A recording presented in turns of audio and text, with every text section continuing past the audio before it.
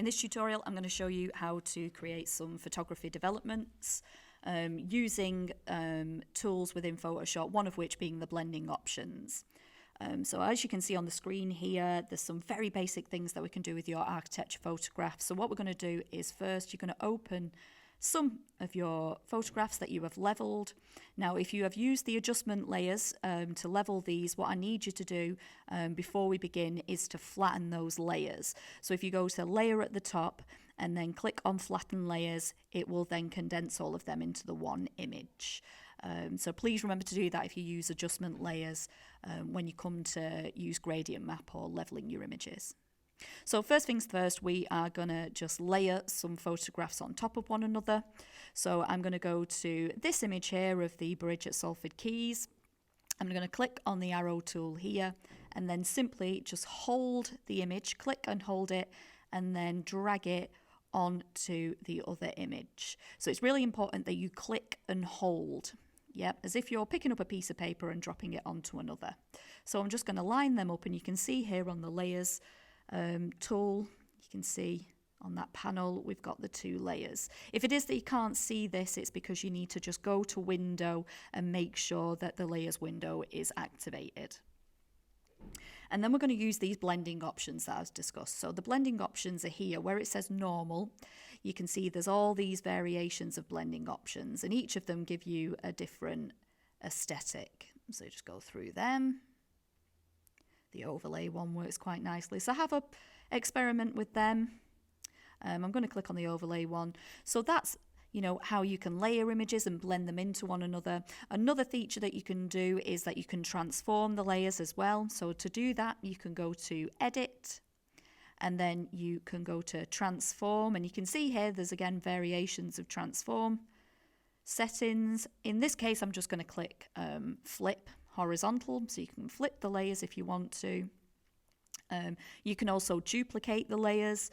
So for instance, this layer 1 here, if I want to duplicate this, all you simply do is drag that onto the little box next to the trash can. So if I click on that, you'll see then I've got 2 of those layers. And then what I can do from there is go to Edit, and again, click on Transform, and I can flip that top layer like so. Yeah. Another tool that you can use is something called the Marquee tool. So here is the Marquee tool.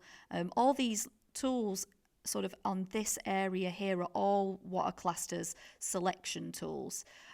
So they don't necessarily edit the image, they just select an area of the image for you to edit. So if you click on the Marquee tool, you'll see you can have a rectangle or square or an elliptical marquee tool. So I'm just going to use the elliptical one, and I'm going to draw a circle. Now, to avoid drawing an egg like that, and if you want to draw a circle, you need to make sure that you hold your shift key down on your keyboard, and there you go, you'll get the circle. And then what you can do from there, you can click on the arrow tool and then make sure that you show transform controls are selected. You can then rotate part of the image round like so.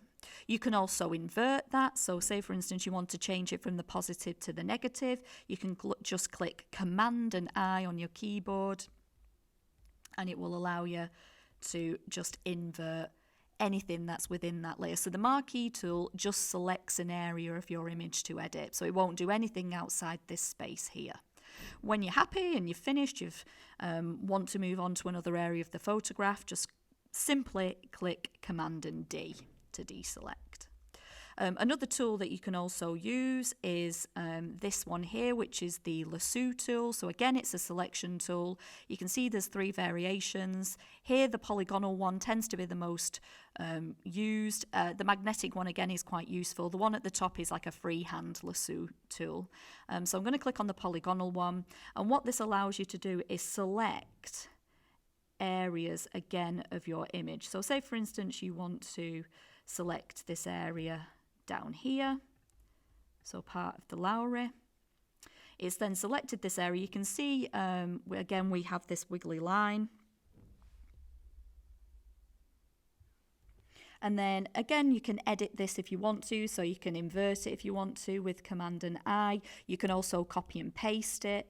So here you can see we've got the copy and paste on that top layer. So there's lots and lots of things that you can do. Ideally, what we want you to do is experiment with some of these tools and create some developments using the architecture photographs.